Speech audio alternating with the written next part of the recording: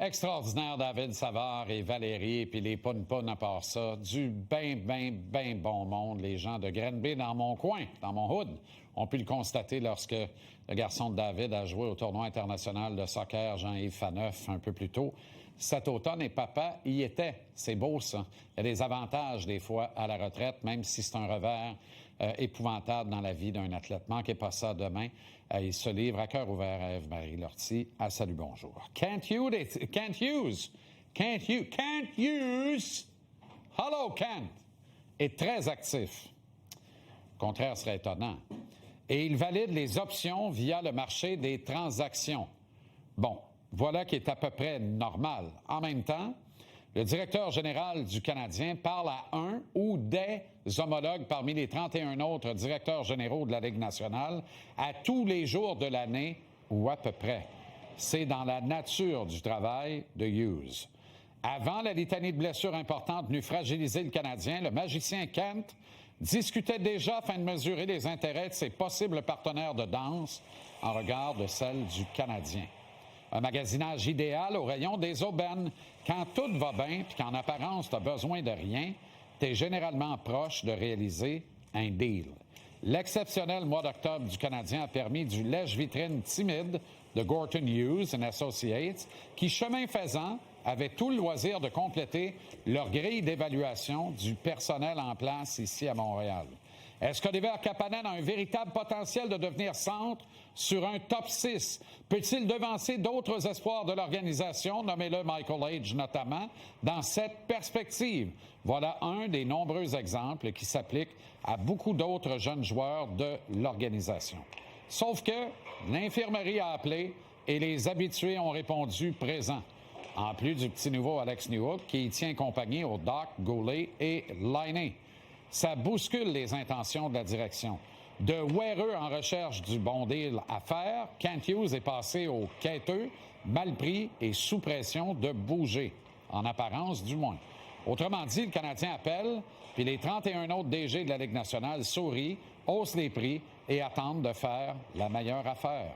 C'est encore plus vrai en cette saison où la parité atteint un sommet jamais égalé. Est-ce que ça va tenir? Probablement pas. Mais disons qu'on n'est actuellement pas en mode vendredi fou ou Black Friday. Pas assez de vendeurs, trop d'acheteurs. Même avec un alignement complet et en santé au jeu de l'offre et de la demande, le tricolore est sous pression et risque de devoir surpayer pour acquérir un vétéran joueur de centre afin de pivoter son deuxième trio. La philosophie de l'organisation du Canadien est claire. Si un bon deal peut être fait, on bouge, mais on ne dépense pas de façon outrancière, on gère serré, on essaie de gagner toutes nos batailles téléphoniques à 1 contre 1, comme Martin demande à ses joueurs de le faire sur la glace pendant les matchs. Est-ce que la progression dans le plan de reconstruction permet de faire entorse à cette règle d'or afin de secourir un coach et ses hommes qui dérivent rapidement faute de profondeur? Seul Gorton Hughes possède la réponse à cette cruciale question. Chose certaine, si les décideurs au deuxième étage refusent de trop payer une transaction sur papier pour en revanche parvenir à colmater la brèche qui fait prendre l'eau à leur bateau, ben alors il faudra dire adieu à un printemps 2026 qui s'annonçait beau et chaud sous un ciel de séries éliminatoires bleu, blanc et rouge. L'effectif en place ne pourra soutenir le rythme fou de cette saison olympique. Les mauvaises séquences comme l'actuelle vont revenir et chaque fois vont précariser la situation de l'équipe au classement. En bout de ligne, malgré un mois d'octobre scintillant, les précieux points accumulés lorsque les feuilles tombaient des arbres ne suffiront pas à être de la grande danse lorsque ces derniers retrouveront leur feuillage en avril. Heureusement, le mur est bien en place, la boîte à excuses est prête, des spin doctors et tout afin de faire circuler la ligne du parti. Ah, mais le CH avait de l'ambition, mais les blessures ont anéanti la saison.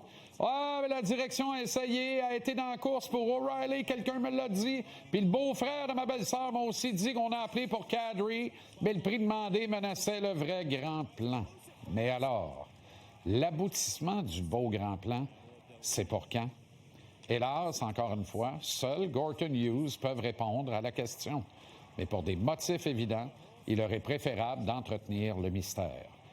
OK, mais quelle garantie avons-nous d'abord d'une équipe dominante pour longtemps et d'au moins une Coupe Stanley retrouvée une fois le grand plan exaucé? La réponse est cruelle. Aucune. C'est la meilleure ligue au monde. Elle compte 32 prétendants. Ils courent tous en arrière de la même carotte à chaque année. Ah bon? Alors donc, que doit faire Gorton Hughes? S'exposer aux critiques en bougeant sans que ça ne produise les fruits escomptés ou demeurer scotché à leur plan alors que les vendeurs du temple salueront leur patience en route vers la coupe?